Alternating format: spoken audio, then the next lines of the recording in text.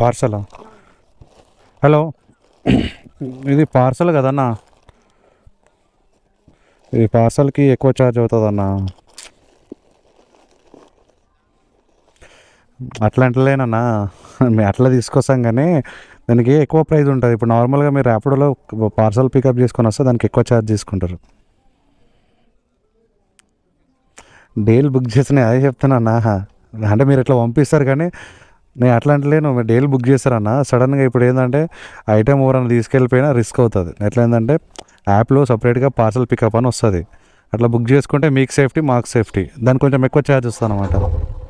సర్లే తీసుకొస్తాను కానీ అట్లేం లేదు కానీ చెప్తున్నాను మీకు ముందే. ఓటీ చెప్పనా?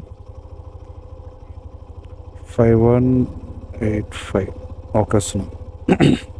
కస్టమర్లకు చెప్తే వింటారా చెప్పు అన్నా? మేము డైలీ ఆర్డర్ పెట్టుకుంటున్నాం, డైలీ బుక్ చేస్తున్నాం, మేమేమో రీజన్ చెప్తారు పోయి.